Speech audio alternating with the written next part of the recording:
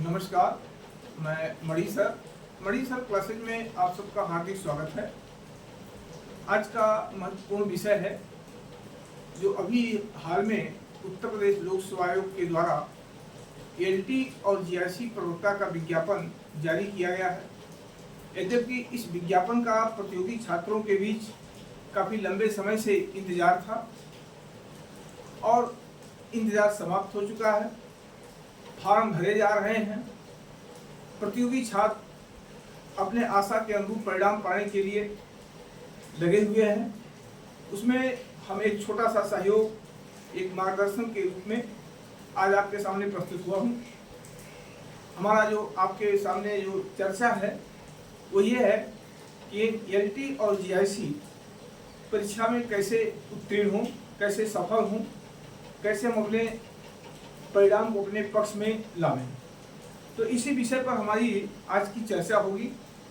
जैसा कि है, पहले एलटी परीक्षा केवल प्रारंभिक परीक्षा होती थी, उसके आधार पर परिणाम, अंतिम परिणाम जारी किए जाते थे। लेकिन इस बार जो है जीआईसी की तरह एलटी परीक्षा में भी प्रारंभिक और मुख्य परीक्षा 2 स्तरीय कर दी गई है। अब इन 2 स्तरीय परीक्षाओं में चुनौतियां बढ़ गई हैं, तो इस चुनौतियों से कैसे निपटा जाए, तो इसके संदर्भ में चर्चा करना है। तो सबसे पहले हम एलटी की चर्चा करते हैं। एलटी ग्रेड शिक्षक की भर्ती की चर्चा करते हैं। तो एलटी ग्रेड शिक्षक भर्ती में कुल जो है आपका प्रारंभिक परीक्षा है, जिसमें 150 प्रश्न आपको आने हैं। अब इसमें जो है 60 प्रश्न 2 सब्जेक्ट के होंगे। 60 क्वेश्चन, 120 प्रश्न हो जाएंगे। प्रत्येक प्रश्न पर 1 अंक है और 30 प्रश्न आपके सामान्य अध्ययन के रहेंगे, वो भी 1 अंक के। तो कुल मिला के 150 प्रश्न है और 150 अंक के हैं। यह ध्यान रहे कि प्रारंभिक परीक्षा में निगेटिव मार्किंग है, अर्थात ये बहुत सतर्क होकर के आपको काम करना होगा, क्योंकि अगर आप निगेटिव मार्किंग सभी प्रश्नों को जो संभावित है, जिसका आंसर आप नहीं जानते हैं, उसको भी आप हल करने का कोशिश करते हैं, तो आपका प्लस होने के बजाय माइनस हो सकता है। तो ऐसे में जब मार्किंग निगेटिव होती है तो इसमें आपको बहुत संभल करके अपनी तैयारी करनी है। भाग भरोसे काम नहीं चलेगा। आप उन्हीं प्रश्नों को हल करें, उन्हीं को भरने का प्रयास करें प्रारंभिक परीक्षा में जिसमें आप कन्फर्म हो। अब इसके लिए आपको प्रारंभिक परीक्षा ही काफ़ी चुनौतीपूर्ण हो गया है। इस चुनौती से कैसे निपटें? देखिए, चाहे एलटी हो चाहे जीआईसी हो, हमारा आपसे एक ही सुझाव है। ये जो प्रारंभिक परीक्षा है, इसमें परीक्षा का जो पैटर्न लोक सेवा आयोग के द्वारा है वो काफ़ी नवीनता की ओर बढ़ रहा है। अर्थात पहले रिपीटेड प्रश्नों की संख्या बड़ी मात्रा में होती थी, लेकिन अब रिपीटेड प्रश्न आपको कम मिलेंगे, नए प्रश्न ज़्यादा आएंगे। प्रतियोगी छात्र हमारा क्या है, ये रिपीटेड प्रश्नों को ज़्यादा अध्ययन करता है, पिछले कई सालों के क्वेश्चन बैंक पर ज़्यादा फोकस करता है। तो ये आपके लिए आत्मघाती कदम होगा। अगर आप रिपीटेड क्वेश्चन को ही अपना आधार बना के चलेंगे तो नए क्वेश्चन को कैसे आप हल करेंगे? तो जब नए क्वेश्चन आपके सामने आएंगे तो वो आपका कंसेप्ट नहीं क्लियर रहेगा, तो गलत हो जाएगा। तो मेरा आपको यही सुझाव है कि चाहे एलटी ग्रेड की परीक्षा हो और चाहे जीआईसी प्रवक्ता का हो, आपका चाहे सब्जेक्ट हो या आपका सामान्य अध्ययन हो, आप डीपली अध्ययन करने का प्रयास करिए। अर्थात विशेष अध्ययन करिए, गहन अध्ययन करिए। और गहन अध्ययन का तरीका मैं आपको यही बताऊंगा कि आप एक टॉपिक पर उठाइए, तो उस टॉपिक से कितने सारे प्रश्न बन सकते हैं, उन सभी प्रश्नों का आपका अध्ययन होना चाहिए, आपका खुद का नोट्स होना चाहिए और उसको बार बार ध्यान दे करके पढ़ने की आवश्यकता, रिपीट करने की आवश्यकता है। अब जैसे मान लीजिए पूछे गए प्रश्नों को आपने पढ़ लिया, जैसे मैं भूगोल का अध्यापक हूँ, तो एक उदाहरण के रूप में आपको मैं बताने जा रहा हूँ। मान लीजिए आपने सॉइल के चैप्टर को शुरू किया पढ़ना, मिट्टी, भारत की मिट्टियाँ। अब एक महत्वपूर्ण टॉपिक है, इससे अक्सर प्रश्न आते हैं। इस टॉपिक से 2, 4, 5, 10 प्रश्न जो है आ चुके हैं इस टॉपिक से। अब होता क्या है कि इस टॉपिक से अगर देखा जाए तो 100 प्रश्न बनते हैं, तो आपको 100 तरह से इसका अध्ययन करने की आवश्यकता है, न कि पूछे गए प्रश्न। जैसे मान लीजिए कि अगर आपसे पूछ लिया कि मिट्टी का पीएच मान कितना है, तो आपने रख लिया 6 से 7.4, अब उसको पढ़ के गए, लेकिन अगर वो पूछ लिया कि कौन सी मिट्टी सबसे उपजाऊ होती है, या किस मिट्टी पर सबसे अधिक जलवायु का प्रभाव पड़ता है, किस मिट्टी में जो है जीवांशों की मात्रा सबसे अधिक होती है, मतलब बहुत सारे प्रश्न हैं। अब मिट्टी से क्या है, हमको अगर पढ़ना है तो मिट्टी क्या है, मिट्टी के पदार्थ क्या है, मिट्टी के जो है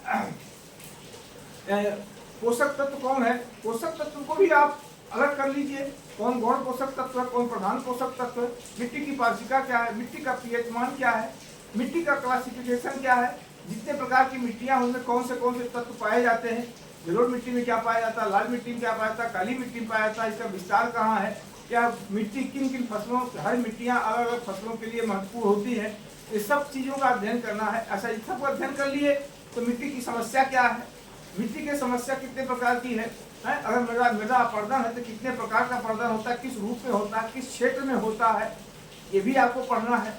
या मृदा समस्या है, उस समस्या से निपटने के लिए सॉइल कंजर्वेशन क्या है, मृदा के उपाय क्या है, कौन से हाल में प्रयास किए गए। तो कहने का आशय क्या है, जब आप एक चैप्टर पढ़िए तो उसको डायनेमिक रूप से उससे संबंधित जितने प्रश्न आपके समझ में आवे वो सब पढ़ डालिए, उसका नोट्स बना डालिए, उसको बार बार रिपीट करिए, ताकि उस चैप्टर से आपका प्रश्न गलत न हो। ये मैंने आपको एक छोटा सा उदाहरण समझाने का प्रयास किया हूँ। अक्सर बच्चे ऑनलाइन ऑफलाइन तमाम माध्यमों से अध्ययन कर रहे हैं, और अध्ययन के बावजूद वो रिपीटेड क्वेश्चनों को ज़्यादा प्रश्नों का जो संग्रह है, हम संग्रह करने, हम रिपीटेड क्वेश्चनों को अध्ययन करने की मना नहीं कर रहे हैं। आप पर डे 150 क्वेश्चन हल करिए, चाहे जहाँ से हल करिए, ये आपका नित्य कर्म है, ये आप करते रहिए। लेकिन आप एनसीईआरटी और टेक्स्ट बुक, आपके सब्जेक्ट के पढ़ने का मुख्य आधार आपका 2 होना चाहिए, एनसीईआरटी और टेक्स्ट बुक। आप मैगजीन पढ़ के जाएंगे तो निश्चित ही आप अपने लिए सही नहीं रहेंगे। सबसे अधिक महत्वपूर्ण आपका है आपकी एनसीईआरटी और आपका टेक्स्ट बुक। उसी को जितनी बार पढ़ पाइए, एक ही किताब को बार बार पढ़िए, 100 किताब पढ़ने की आवश्यकता नहीं होगी।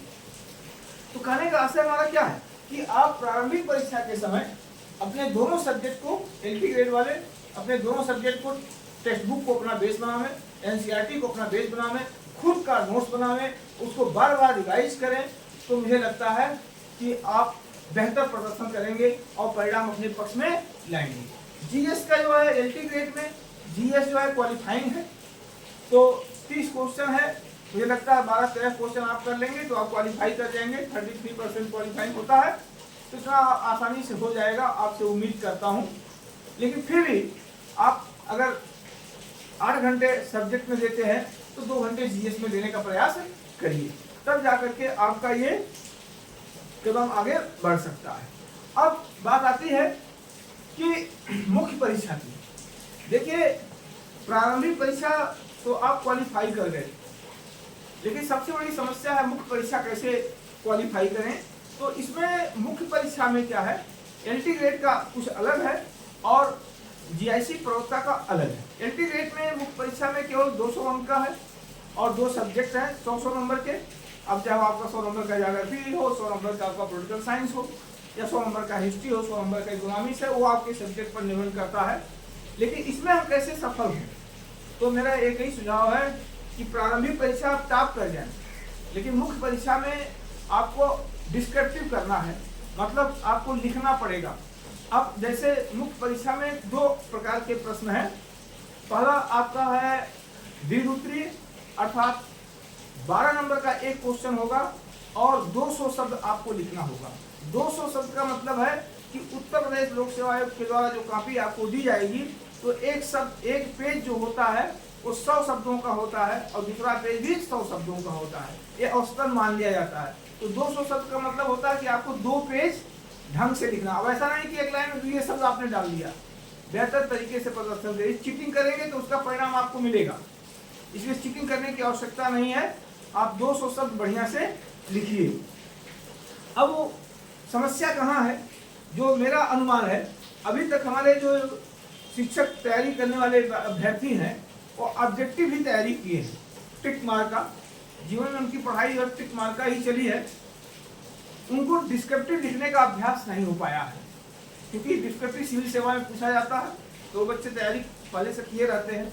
आपके सामने समस्या है कि लिखें कैसे, तो ध्यान दीजिए कि उत्तर लेखन का कार्य, जो मेरा सुझाव आपको है, आप पढ़िए, दिन भर पढ़िए, खूब मेहनत करिए, लेकिन नित्य कर्म के रूप में आज ही से और अभी से ही 1 घंटे आप उत्तर लेखन अभ्यास में भी लग जाइए। नहीं तो ऐसा ना हो कि आपने प्रारंभिक परीक्षा बड़ी मेहनत के बाद क्वालिफाई किया, लेकिन मुख्य परीक्षा में आपका प्रदर्शन बहुत फीका रहा, अर्थात उत्तर लेखन का अभ्यास नहीं हुआ, तो फिर आपका परिणाम आपके पक्ष में नहीं जाएगा। कहा जाता है शांति काल में जितना पसीना बहाओगे, युद्ध काल में रक्त उतना ही कम बहाना पड़ेगा। आज ये शांति काल चल रहा है, अभी आपके पास कोई परीक्षा का डेट नहीं है, तैयारी है, परीक्षा क्या होगी ऐसा कि अनुमान लगाया जाता है नवंबर दिसंबर में हो जाएगी, हो जाए अच्छा है, लेकिन अभी आपके पास पर्याप्त समय है। आप लेखन जो है अभ्यास करिए, एक question per day, 2 page 1.5 page जहां तक संभव हो, एक ही पेज एक ही पैराग्राफ, लेकिन अपनी पेन उठा लीजिए और लिखने का प्रयास कर दीजिए। अपने जो भी आपका सब्जेक्ट है, चाहे वो ज्योग्राफी हो, चाहे हिस्ट्री हो, पॉलिटिकल साइंस हो, इकोनॉमिक्स हो, जो भी सब्जेक्ट के आप छात्र हों, आप कम से कम उत्तर लेखन कार्य, अगर आप परिणाम को अपने पक्ष में चाहते हैं तो आप, अब अगर आप ये सोचते हैं कि अरे पहले प्रीली हो जाए, तो प्रीलिम्स हो जाएगा, हो सकता है 2 महीने में आप मेंस करा ले, तो 2 महीने मुझे नहीं लगता कि आप इतना विद्वान बन जाएंगे कि 2 महीने में आप बेहतर प्रदर्शन करके परिणाम अपने पक्ष में कर लेंगे। तो मेरा सुझाव है कि प्री के साथ साथ मेंस की भी तैयारी करते रहिए। स्वयं से कोई किताब, कोई टॉपिक उठा लीजिए, जैसे मान लीजिए कि चक्रवात है, तो आप उष्णकटिबंधीय चक्रवात का वर्णन करिए, या आ गया महासागरीय धाराओं का प्रभाव पर ही अपने टिप्पणी करिए, या महासागरीय धाराओं की उत्पत्ति पर ही आप 100 शब्द क्या लिखते हैं। भूगोल के छात्र के लिए काफी आवश्यकता है, उसके लेखन के साथ साथ उसकी जो है रेखा चित्र भी, मानचित्र का, मैपिंग का भी बड़ा महत्व होता है। अगर मैपिंग के साथ उत्तर लेखन देते हैं तो आपको नंबर पूरे मिलेंगे, और आप मैपिंग नहीं करते हैं तो आप 40 से 50% नंबर पाएंगे। तो ऐसा ना हो कि आप लिखे बहुत लेकिन कहीं दर्शाए नहीं, कोई मानचित्र में उसका प्रदर्शन नहीं किए, नहीं लगा कि आप भूगोल के छात्र हैं, तो लगे आपके भूगोल के छात्र हैं। तो कहने का आशय क्या हमारा है, हमारा आशय यही है कि आपको उत्तर लेखन कार्य भी आज ही से जारी होना चाहिए। और आप ऐसा नहीं करेंगे, प्री परीक्षा के परिणाम के बाद आप मेंस की तैयारी करेंगे तो मुझे आपके परिणाम पर संदेह होगा, है ना। तो ऐसी गलती आप मत करिए। आप आज ही से, जब आप एकदम रिलैक्स महसूस करें, फ्री महसूस करें, तो अपना पेन कापी उठा लीजिए और किसी टॉपिक पर लिखने का अभ्यास करिए। स्वयं से पढ़िए कि और हम इसमें क्या लिख सकते हैं और क्या बेहतर कर सकते हैं। अब आता है टॉपिक आपका जीआईसी प्रवक्ता का। देखिए जीआईसी प्रवक्ता में प्रारंभिक और मुख्य परीक्षा है, ये पहले भी हुआ करता था, मुख्य परीक्षा पहले भी हुआ करता था। अब इसमें प्रारंभिक परीक्षा में कुल 120 प्रश्न आएंगे, जिसमें 80 प्रश्न आपका सिंगल सब्जेक्ट का होगा और 40 प्रश्न आपका जीएस का होगा। जीएस का नंबर भी इसमें इंक्लूड होगा। तो इसमें सब्जेक्ट के साथ साथ जीएस के प्रश्न भी काफी महत्वपूर्ण है जीआईसी प्रवक्ता में, ठीक है। तो आप सब्जेक्ट के साथ साथ जीएस को भी इतना अच्छा कर लीजिए कि आप मेरिट में आ जाइए। ऐसा ना हो कि सब्जेक्ट आपका बहुत स्ट्रांग है और जीएस बड़ा पुअर रहा है, तो अब 2-4 नंबर से आप बाहर हो गए। तो सब्जेक्ट के साथ साथ आप जीएस की भी तैयारी अच्छे से कीजिए। तो 120 प्रश्न है, 80 प्रश्न जो है ज्योग्राफी या हिस्ट्री किसी का होगा, 40% आपका जीएस होगा। इस परीक्षा को क्वालिफाई करने के बाद आपको मुख्य परीक्षा देना है। मुख्य परीक्षा में 300 अंक का आपका विषय होगा और 100 अंक में 50 नंबर की हिंदी होगी और 50 नंबर का निबंध होगा। अब इसमें एक एक नंबर की भूमिका महत्वपूर्ण है, आप ये जान लीजिए। 1500 कुछ समथिंग विज्ञापन जारी हुआ है, किसी सब्जेक्ट में 20 है, किसी में 15 है, किसी में 40 है, ऐसे ही सब्जेक्ट हैं। तो सब्जेक्ट वाइज संख्या भी कम है, लड़ाई काफ़ी कठिन है। तो इस कठिनाई से हम कैसे निपटें और परिणाम को अपने पक्ष में पाएं, तो मैं प्रारंभिक परीक्षा के साथ साथ मुख्य परीक्षा पर विशेष फोकस करने की आपको आवश्यकता है, ठीक है। जिसमें सब्जेक्ट की भूमिका भी महत्वपूर्ण है और हिंदी निबंध की भी महत्वपूर्ण भूमिका है। एक सामान्य हिंदी भी आपका हो, है, भावार्थ आ जाएगा, तद्भव तत्सम आ जाएगा, है, तो हिंदी की तैयारी आप कर लीजिए। और निबंध की एक निबंध आएगा 50 नंबर का, है, वो किसी टॉपिक पर, पर्यावरण पर हो सकता है, कृषि पर हो सकता है, विज्ञान प्रौद्योगिकी पर हो सकता है, राजनीति पर हो सकता है, सामाजिक मुद्दों पर हो सकता है, वो किसी टॉपिक पे हो सकता है। लेकिन ऐसा न हो कि सब्जेक्ट में आप बहुत अच्छा प्रदर्शन किए और हिंदी और निबंध आपने बहुत कमजोर कर दिया, आपकी लेखन शैली कमजोर है, निबंध में बहुत पूर्ण नंबर पाए, हिंदी में बहुत पूर्ण नंबर पाए, तो भी बाहर हो जाएंगी। प्रवक्ता में आपको सफलता तभी मिलेगी जब सब्जेक्ट के साथ साथ हिंदी निबंध भी आप औसत से भी अच्छा हो। ठीक है, तो अब इसकी तैयारी के लिए फिर वही चीजें मैं कह रहा हूँ कि मुख्य परीक्षा की तैयारी भी प्रारंभिक परीक्षा के साथ साथ होना चाहिए। सब्जेक्ट के रूप में जो मुख्य परीक्षा है 300 नंबर का है, तो इसमें 3 तरह से प्रश्न आएंगे, एक दीर्घ उत्तरी, दूसरा लघु उत्तरी और तीसरा अति लघु उत्तरी। दीर्घ उत्तरी जो है 5 क्वेश्चन होंगे, 25-25 नंबर के होंगे, 25 तिहाई 25 बच्चे 125 नंबर का 5 क्वेश्चन होगा, जिसमें शब्द सीमा 250 होगा। ये दीर्घ उत्तरी है, 2.5 पेज आपको लिखने हैं।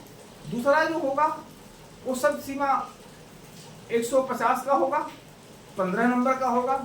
तो 10 क्वेश्चन 15 नंबर के आएंगे, 5 क्वेश्चन आपके 25 नंबर के आएंगे, तो 25 बच्चे 125 और 15 दहियम 150, 200 समथिंग कुछ हो गया। और 10 क्वेश्चन जो आएंगे वो 50-50 शब्द को लिखने के लिए, और उसमें प्रत्येक अंक 10-10 नंबर के होंगे, तो 10 दहिये में 100।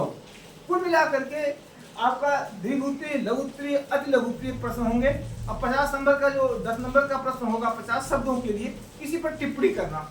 जैसे मान लीजिए आपसे हम कह दें कि जैव विविधता पर टिप्पणी करिए, या आपसे कह दें किसी एक नगर की विशेषता के बारे में करिए, या आपसे हम कह दें कि किसी एक चट्टान की विशेषता के बारे में, तो छोटे छोटे प्रश्न होंगे।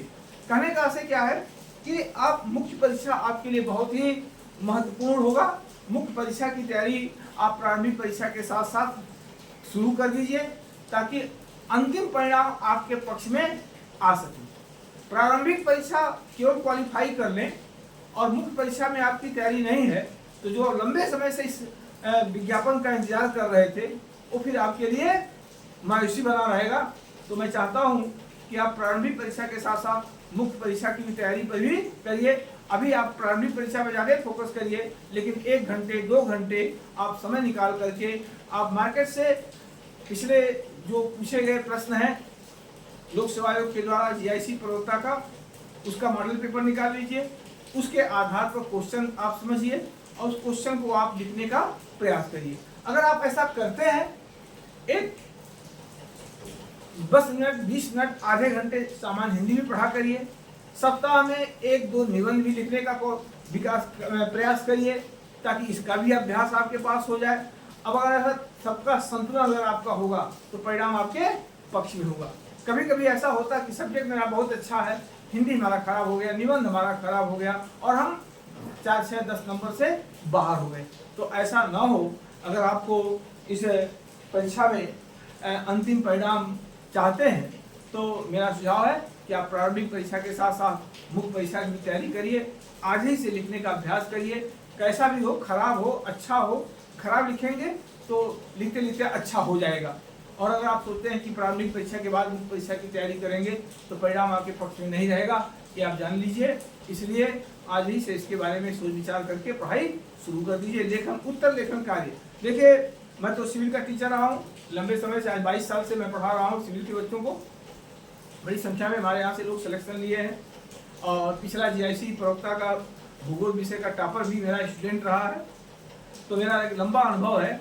हमने यही देखा है कि जिन बच्चों का उत्तर लेखन, आंसर राइटिंग बेहतर रहा है उनको परिणाम मिला है, और जिनका आंसर राइटिंग कमजोर रहा है या किसी कारणवश और भी समस्याएं हो सकती हैं, कुछ संयोग भी हो सकता है, तो सबसे बड़ा निर्धारण होता है आपकी सफलता में। जहां मुख्य परीक्षा होती है तो उसका आंसर राइटिंग आपको बेहतर ढंग से करना चाहिए और तब जाकर के आप परिणाम की आशा करें। और इसके लिए और एक चीज़ और बता रहे हैं आपको, जबकि मेरी भी संस्था है मणिसर क्लासेस के नाम से, मैं भी चलाता हूँ।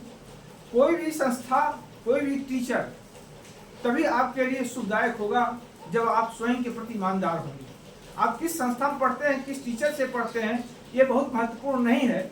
आप क्या पढ़ते हैं और कैसे पढ़ते हैं, ये आपके लिए सबसे अधिक महत्वपूर्ण है। अगर आपके अध्ययन पद्धति में कोई त्रुटि है तो फिर आपको कोई संस्था, कोई टीचर सफल नहीं कर सकता है। लेकिन अगर आप स्वयं के ईमानदारी है, निष्ठा है, किसी पद को पाने की ललक है, तो आपको कोई रोक भी नहीं सकता है। तो मेरी शुभकामनाएं आप सबको है। और एक चीज और भी है कि सेल्फ स्टडी का कोई विकल्प नहीं। आप किसी संस्था से पढ़िए, मार्गदर्शन लीजिए, लेकिन कमरे पर भी बहुत निष्ठा, ईमानदारी के साथ जहां तक संभव हो सके, बिना रुके, बिना थके, बिना किसी चीजों को सबको अवॉइड करके और अंतिम परिणाम के पाने के लिए अपना पूरा प्रयास करिए। तो मुझे लगता है कि आपका सपना साकार हो जाएगा।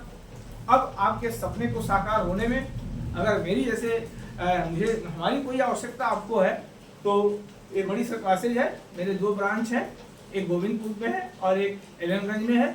आप कभी आकर के संपर्क कर सकते हैं।